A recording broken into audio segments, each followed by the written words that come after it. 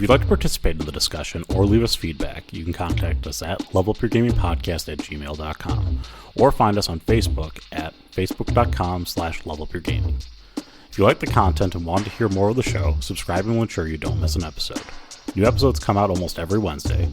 Also, please review, tell a friend about the podcast, or share with your gaming group. Now sit back and enjoy the episode.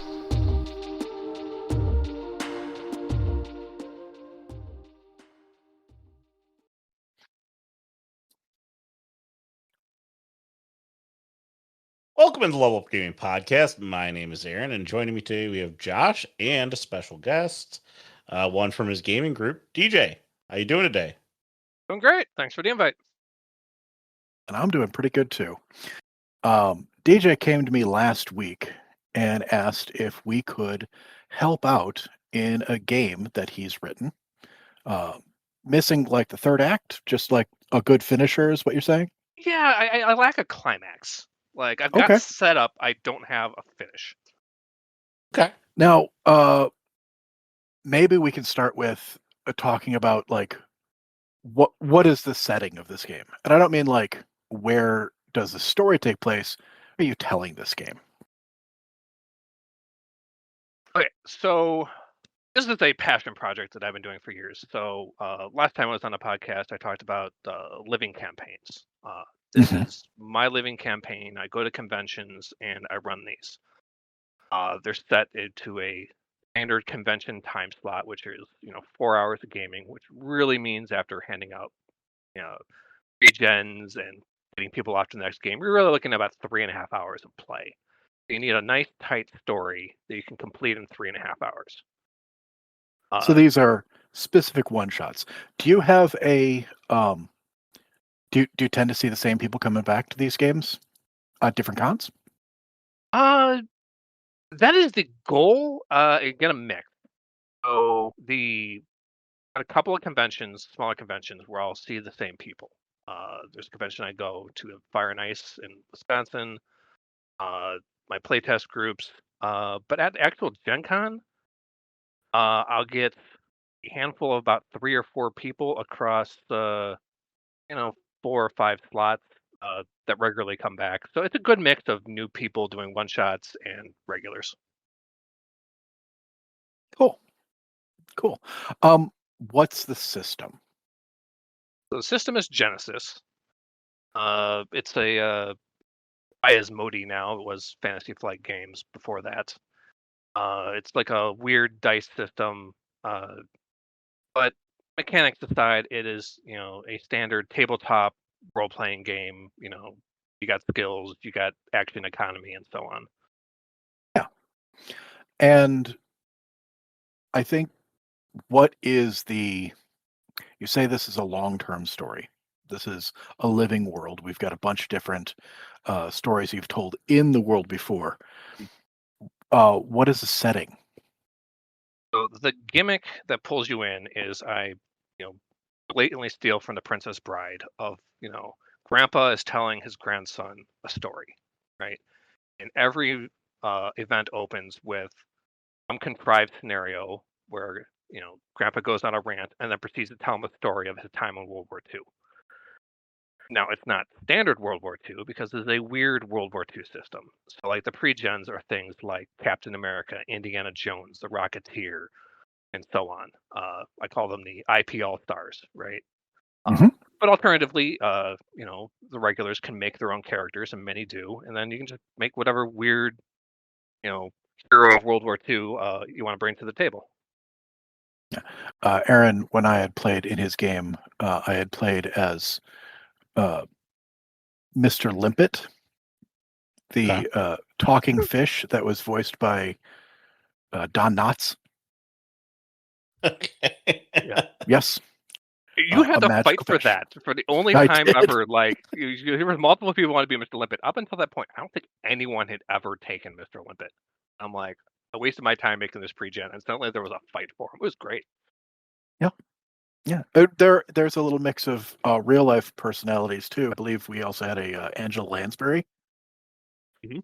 Noms and Broomsticks, Annabelle Lansbury. Yeah, just a good fun time. So weird World War II. So it's World War II told by Grandpa, who may or may not have his facts straight, plus uh, Yeah. like some weird magical stuff going on. Mhm. I seem to remember an episode where like Santa had been captured by Nazis. Yes. That is usually the first one I bring out the people as a one shot because everybody knows who Santa Claus is, and so rescuing him is, pretty, something everybody enjoys doing. It's a popular one. Yeah, and then there was another one where we were uh there was a demon casino in Italy.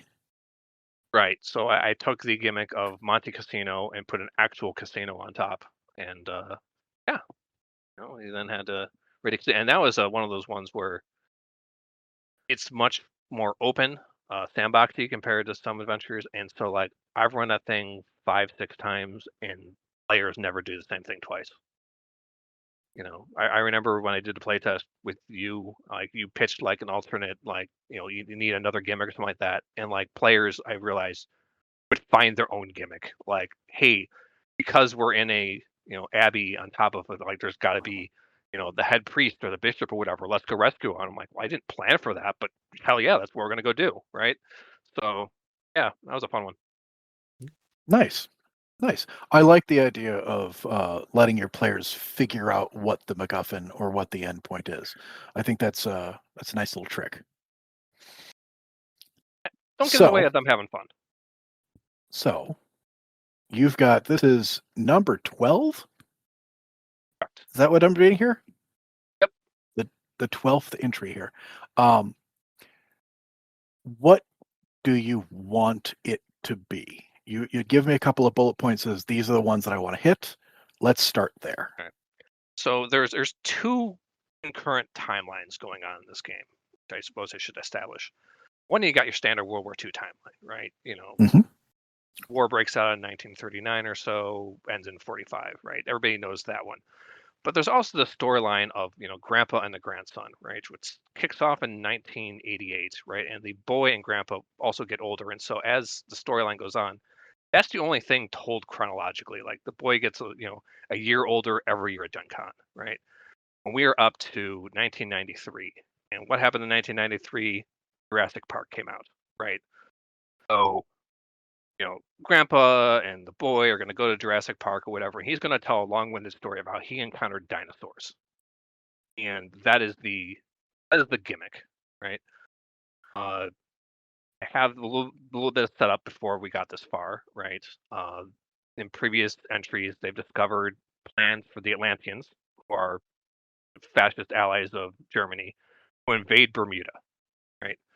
They got great amphibious, you know, abilities because again, it's Atlantis, right? They are literally under the water. The Americans are not going to want this, and the idea is basically there's going to be an invasion of Bermuda uh, that the Americans are going to try to take the Atlanteans off, and I would like dinosaurs to run amok uh, throughout that.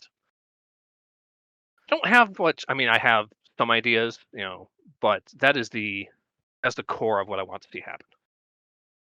Okay. Um, so the first thing that popped into my head when we were doing this is if this is World War II, DNA as a double helix sort of thing wasn't discovered until 53. And I know This is true. it is a very, very specific nitpick, but Hmm. my thought was instead of like Grandpa could actually say that sort of thing, first of all, and like explain that not necessarily at the beginning, but like after one of the breaks, like, but Grandpa, I thought Watson and Cricket didn't figure out the double helix until 1953. How could they have been doing genetic research during World War II? And then cut back. What if the British were opening time portals and taking dinosaurs directly from history? You see, that is an interesting offer because I actually introduced time travel last year as something the Nazis are doing, and so the Americans actually discovered or have been supplying they're using basically time travel on the Russian front of like taking anybody who survived the war, throwing them in a time machine, and then throwing them back at like the beginning of Stalingrad and basically using them up again, right? Which is causing problems for the Russians, and the Americans need to get like chronosadat detector, which is basically just time soldier in German. So it actually Yeah. like really pairs nicely if I can, that's a nice callback. We can go back, hey, we got these things, we can test them out, and oh my god, these dinosaurs are from an alternate timeline. Like or back in time and brought forward. I'm totally game for that. Excellent. And then my second thing that might help us get a good ending for this is, why are they interested in what's going on here? What if that screwing with the timeline caused the city of Atlantis to sink into the ocean in the first place? That this, in fact, is the alternate timeline where Atlantis is sunk, and they're trying to restore the glory of the Atlantean Empire. So by tinkering with the time machine, they're going to have an island Atlantis as opposed to an undersea Atlantis. I mean, yeah, or at least a more robust and territorial Atlantis. Yeah, I could definitely work with that. See, now, so the Aaron, if you've looked through this, I'm trying to follow along here. I'm trying to understand what I mean. It's like I know that you sort of have the setup for the game already kind of figured out. Like clearly you've chained these together in terms of events from the last game, and so Josh kind of gave you some context as to how to kind of get to places. I know you're kind of struggling with the end of it. What would you like the ending to look like as if you were going into the next game? Like, all right. So for this particular story arc, basically the Atlantis stuff, I don't have a next step, right? This is going to be in my timeline the high point of Atlantis success. So to explain the backstory of Atlantis as has been revealed to other players is they are they're a fascist government. They've sided with Germany, etc. But they've also got colonistic tendencies, particularly where they've colonized Haiti, right? So like Haitian is or Haiti is already under Atlantean occupation and that kind of thing, and Bermuda is the next island they're taking, as similar to Germany expanding unchecked for a while.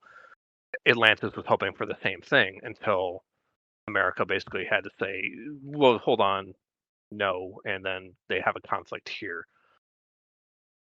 How I want it to end basically is like you have big ass dinosaurs and you have players with bazookas, right? Like, no, okay. I get the final fight, like the final conflict. I'm all there. Okay, like I understand it. I don't have a next story point, jumping dinosaurs. point, admittedly. Like I don't have one beyond this. So, but I think the important thing is that these stories, they exist in a living world, but aren't necessarily the events from one don't necessarily affect the next one. Just the story points you bring into it. That is correct. Yeah. Okay, so at the end of this is 1993's movie influence on World War II. So we've got dinosaurs. We've got, well, the Atlanteans were a thing already. Like you could be doing in 94 next year, you could be doing like the African campaign through the deserts, and you could base it off of the 1994 movie Stargate, and you could just like do something there, and they don't have to necessarily match up, but concepts put into here may happen over there. Like if we restore the city of Atlantis in this one, there may be, fighting alongside the in the African campaign during World War II. And that could possibly be the next jumping point of the Allies don't have to win, at least not immediately, right? So it could end on a cliffhanger where the Atlanteans succeed. They bring forth an Atlantean empire, and then in the next events or whatever they do, like have to go back in time and stop the other time travelers or something like that. I haven't thought that through, but like that's a way to continue the story. Yeah. Anyway, we don't necessarily have to use we don't have to Stargate. connect all the dots. I'm not No, we trying don't. to And a lot get of that. them I just wanted no to see like connections. conceptually where you want it to end. I get the play style of how you want it to end. Yeah. And so Josh, you're suggesting that they actually do raise Atlantis or some form of Atlantis at the end of this. I'm just saying that if we've got dinosaurs on an island and the Atlanteans attacked this island for a reason, I'm trying to give them a valid reason. And having the dinosaurs being pulled through time, timeline shenaniganeries cause issues with history. Maybe that's what caused Atlantis to sink in the first place. So that's why the Atlanteans are here. Okay. This has nothing to do necessarily with the like the different scenes that you're going to have in your game, Right. but having an established backstory helps me,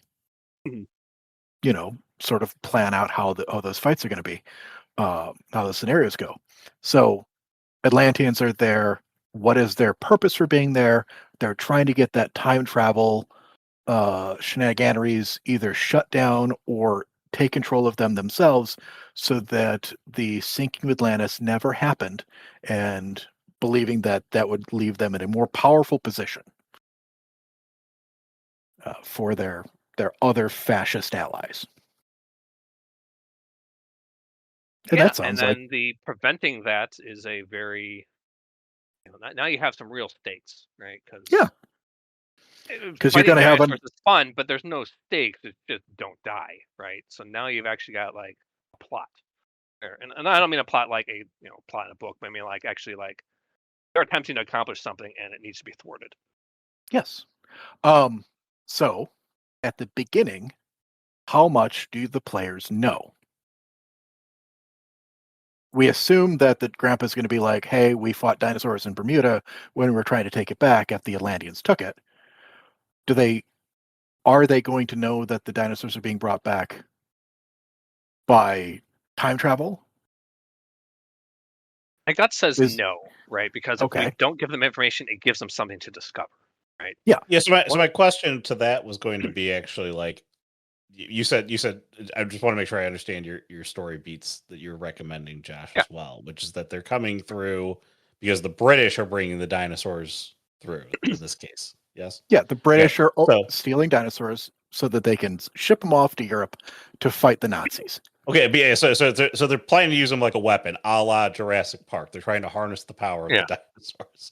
Yeah, but like mount howitzers on the side of a brontosaurus. I get it. I get it. No, I understand. Like, are the players pseudo in on this like awareness? Like you have like like we got this all under control. We have these dinosaurs. I mean, it's classic Churchill to keep that so close to the chest that they don't know.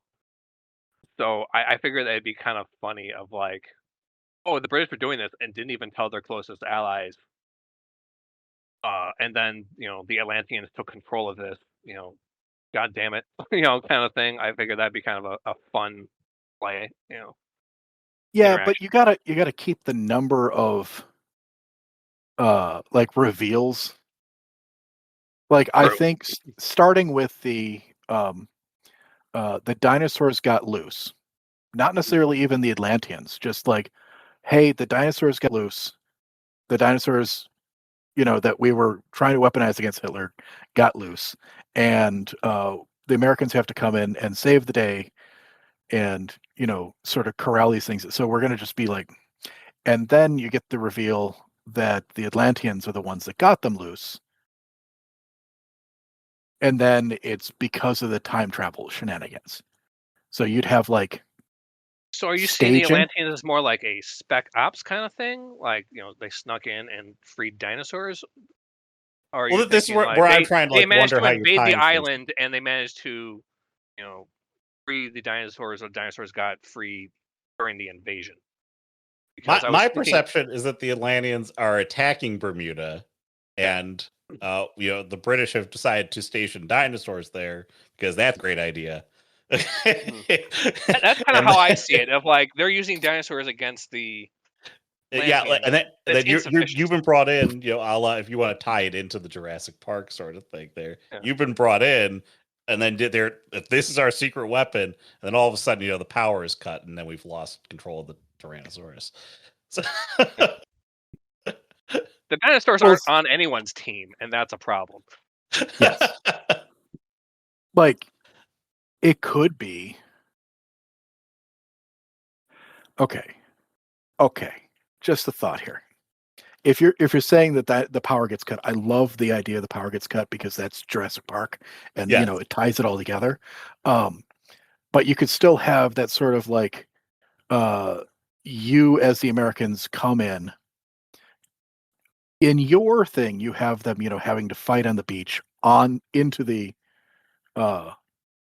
whole situation, right? Right. It's already an ongoing battle when the players get there, and they're trying to log up the very narrow very island. well be flip it and have no battle.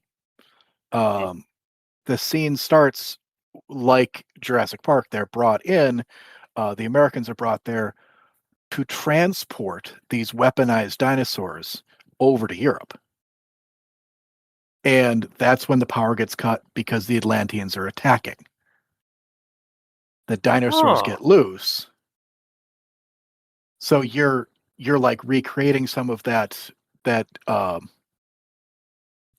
Jurassic Parkiness.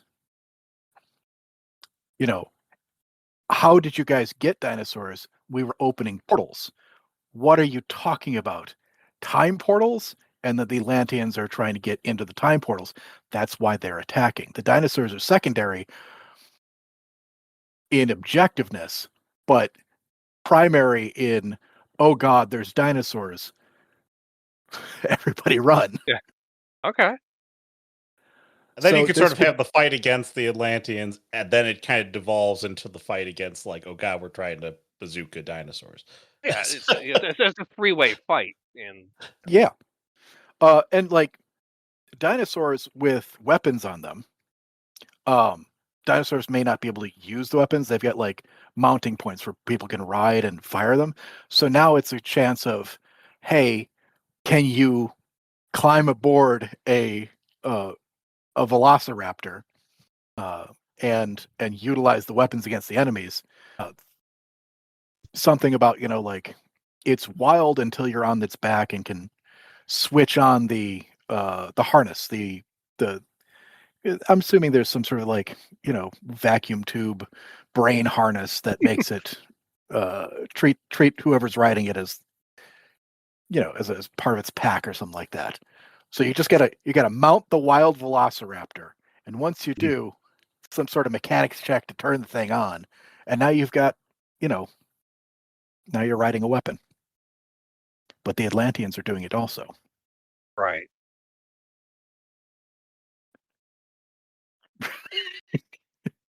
I'm just trying to I'm throwing a bunch of ideas out here. I feel like the riding the dinosaurs is a step too far.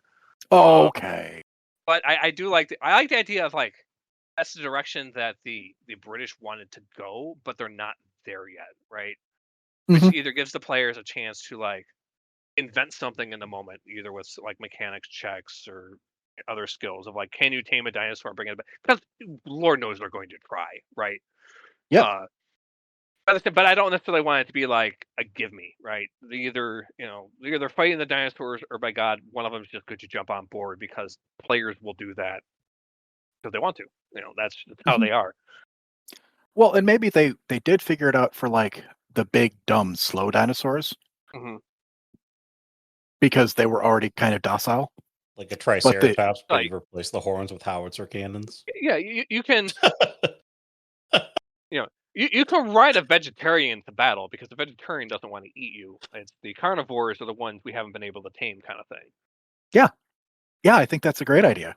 And they were just going to ship them over and just like let them loose like a bunch of T-Rexes in Berlin. I kind of like the thought of that. That would be just fantastic. I'm thinking like future adventures where like you just airdrop, the 87th Raptor Division on D-Day and just let them run amok behind enemy lines. Then there's some bean counter like, how many parachutes do we give T-Rexes? You're like, I don't know. But let's go through this. When we did this before, it was how many scenes do you have in your game? So depending on it, it's usually 2 to 3 big scenes, and there's usually subcategories and not all the same length, but each scene usually has a major obstacle, which may or may not be a combat. So that's usually enough to fill the 3.5 hours of playtime. Okay, so scene 1, we need to establish just like what's going on. So did we want to start with the Americans have been asked to ship these dinosaurs to Europe, so they're like, sure. So we start them on Bermuda at the the British compound or right outside or something like that. They're getting their orders. And that's usually a good starting point. A lot of modules either start in media res or they start with here are your orders, and I use that to set the scene. So yeah, it's a good way to go. So I think a lot of that would be at the compound, being told what's going on. You're starting to get ready to ship things, and I think the actual combat, like, it starts with that power getting cut, right? The invasion of the Atlanteans, the power is cut. We've got or So there is one point that I neglected to mention, is the players know, or at least the allies know, that an invasion of Bermuda is coming. They don't know when, they don't know how, but they know like there's a timetable for it. So they should be acting in some level of preparation. Now, whether they have days notice or weeks notice is completely arbitrary, and we can decide today. But they do know a fight is coming, and so it's not a complete surprise that the Atlanteans are going to do something. But that stresses the importance of executing the shipment. Get this out of here before the attack happens. Mm-hmm. Okay, and then you're again. I these are all suggestions for your story. So if you'd like something, nix it. If you to keep it, nix it. Whatever you want here. So obviously Act 1 is set up for all of that. Getting the cargo going. You don't really know what the cargo is, because that's sort of the mystery of the game. Okay. And then the attack happens, and that's what knocks the power out. Okay. And then, so now you've got your conflict. I know you wanted to start on the beach here, but now you can actually have direct conflict with the Atlanteans and start the combat process at this point. And the overcome would be the dinosaurs are loose. We know it's dinosaurs now. Oh God. Get off the island. I mean, you could start on the beach, as in like, so they're currently loading up your ships with some cargo, and the Atlanteans are coming, so you're in positions on the beach to protect against any sort of invasion force. At which point, obviously, the invasion force happens. You're fighting on the beach. That's a distraction from that little small team of Atlanteans that snuck past your lines earlier, and then they shut off the power mid-fight. At which point the British go like, "Oh shit, the power's out. That means the fences are down and the dinosaurs are loose." And you're like, "The what's?" And and now like you're fighting Atlanteans on the beach, but you are like reverse D-Daying it, I guess. But they've snuck past you and have unleashed dinosaurs on your backside. So, like, where do we want to have that? The dinosaurs are loose thing. And where do we want to have the invasion of the Atlanteans? Do you want the Atlanteans first and dinosaurs second? Dinosaurs are released, allowing the Atlanteans to get into the island. Like, So I'm thinking because it should escalate in coolness, right? So Atlanteans are less cool than dinosaurs, right? So yeah, a semi-standard invasion, we'll still have weird things to make it interesting, but a standard invasion could be the first major fight, and then the second fight would be, oh god, dinosaurs will lose, right? And there needs to be some sort of transition between the two, so it doesn't feel like it's the same slogging combat. Yeah, you need to end the one fight with the Atlanteans. You got to end the one fight and have a second fight, because nothing makes games drag than the never-ending combat. yes. So while the ships are being loaded, the team's set to fortify the main beach. Atlanteans show up. Combat. The Atlanteans, I would assume, then like there's a flare up. The Atlanteans retreat back into the ocean, and you go turn and look at the flare, and all the power goes out on the island. All right. The other alternative would be instead of this, the flare goes out, the power is cut. You're still in the combat scenario. British announced, "Oh God, now the dinosaurs are loose." And you go, "What?" And then dinosaurs come trample the battlefield and muck up the chaos. Yeah, no, and then it's get out of there. Like, okay, we got dinosaurs now. Yeah, the only problem, I like the idea of the dinosaurs coming and starting that. Yeah. But like DJ was saying, you want to break it up. I mean, if you could stress the importance of you don't have the weaponry to deal with dinosaurs at the moment. Or you could we could kill, like, there's no plot immunity. We can kill the British contacts that were going to tell them there's dinosaurs on the island, and now the players need to the lieutenant that was going to tell us what's next just died. We better go figure it out for ourselves, and they can discover the dinosaurs on their own. Yeah, I'm trying to see, is the original conflict with the Atlanteans supposed to lead with you driving them back to an extent, or would you prefer it be that it sort of ends up in the player tactical retreat, regroup, and reorganize? That would sort of drive how you. I guess the question is, what do we want for the third act? Because okay, if the players retreat or find dinosaurs, what's the next step, right? They run into, eventually they'll run into dinosaurs. Whether they go looking for the dinosaurs or the dinosaurs go looking for them. Yeah. The next step is, how do we get to the time machine stuff? Well, I think that's sort of the Atlanteans' plans. So if the Atlanteans' plan, in my head, the Atlanteans' plan is attack the beach to distract the allies, sneak forces on there to shut the power out, and then retreat back to the sea where it's safe for you. Let them deal with dinosaurs for a little bit, and while they're doing that, that team that snuck in can reestablish the time travel stuff, and they get minimum power running for the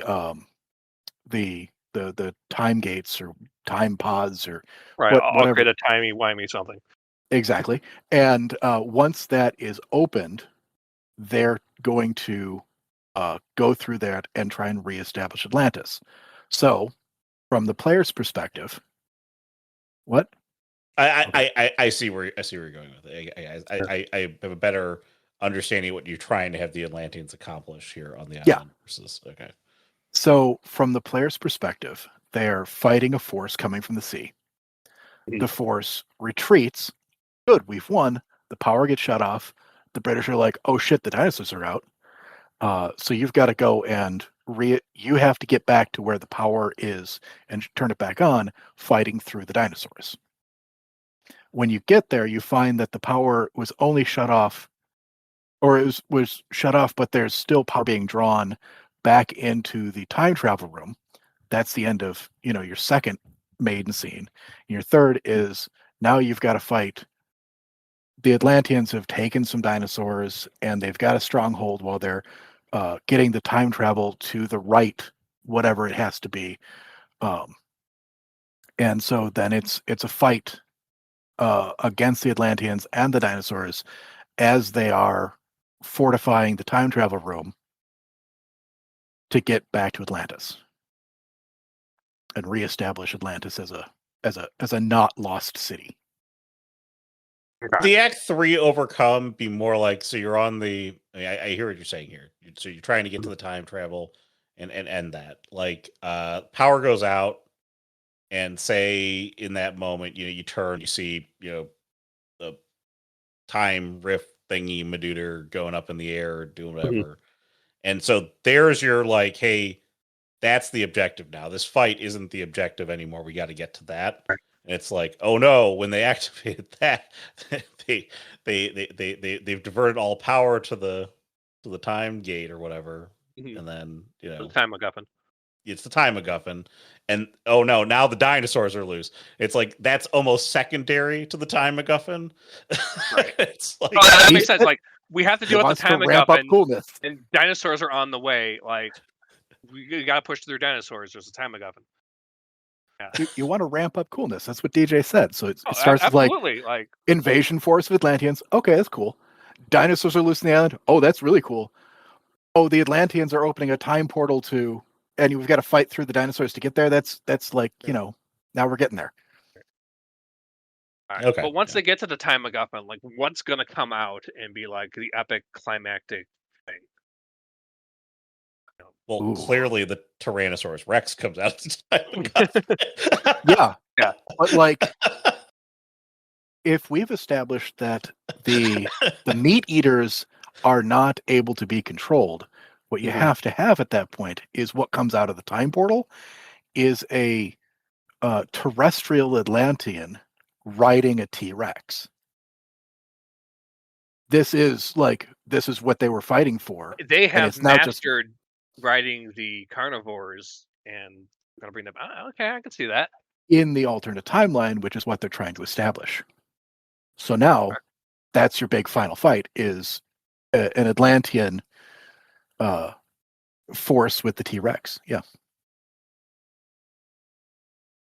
And I think something that large, is got to have some mobility, some decent, like, trample attacks, mobility around the field. Oh yeah, no, You can have all a sorts of little bit of fun with mechanics that. come Yeah. with that. Yeah.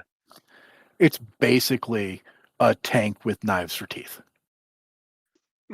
The tank that'll eat you, obviously. Yeah. Great. Okay. So that gets us our main three scenes, right? You've got the scene on the beach, the scene getting across the island through the dinosaurs, and then the final showdown against the Atlanteans, culminating in a giant T-Rex fight.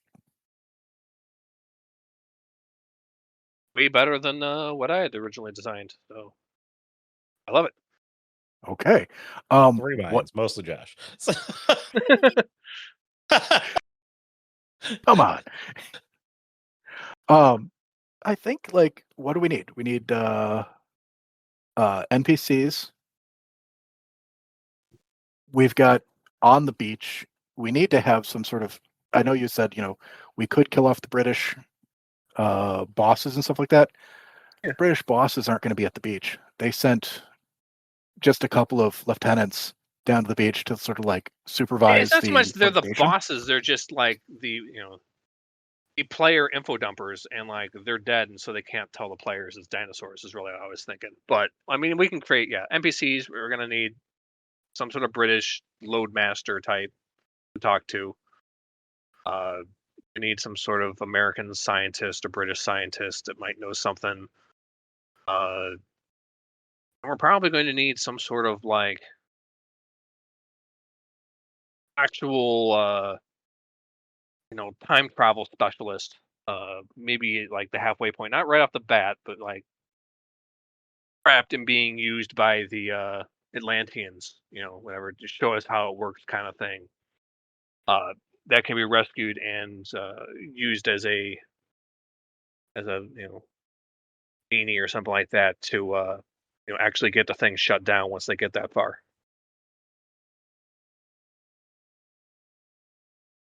Okay. So you got a guy on the beach, dies like in their arms, says, "Oh no, the dinosaurs are out," and then he just croaks. So you get that reveal at the end of scene one. Mhm. They come across, like they fight their way into the facility through the dinosaurs to turn the power back on. They come across some scientists that are hiding in a side lab or something like that explain to them what's been going on, and maybe they've got to. That's part of the third act. The scientist that knows how to control the time gate. Right. If the Atlanteans are taking it over, you've got to escort this guy through and protect him against the Atlanteans so he can shut down what's happening. Your classics, follow the gnome. You got to keep this, squishy thing alive, or we all lose.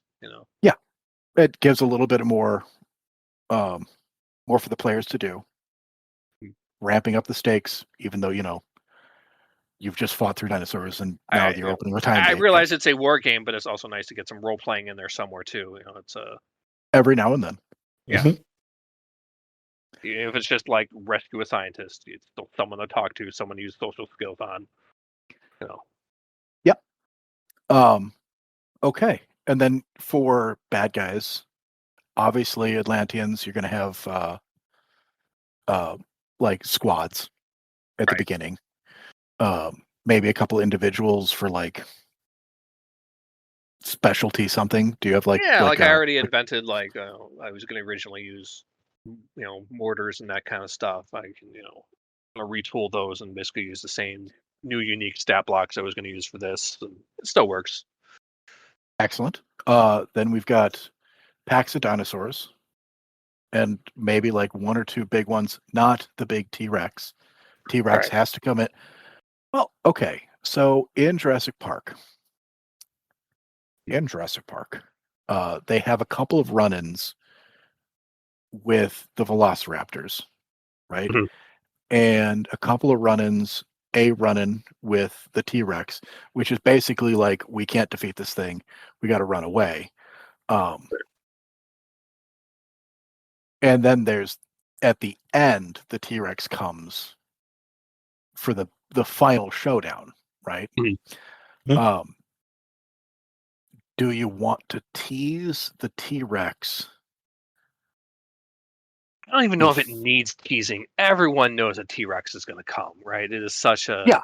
I want to say it's cliche, but like it's okay. We're going to build the paranoia of like a T-Rex. There's going to be a T-Rex, and we can even play up to like, no, we haven't found a T-Rex. We don't have a T-Rex. There's been no T-Rexes so far. We've been looking for them, and like play down that there's not going to be a T-Rex. And of course, then they open a time portal like elsewhere, and boom, T-Rex riders. T-Rex. Right? Yeah. I kind of like that dramatic irony. It's like, yeah, we don't have a T-Rex. We've never been able to get one of those.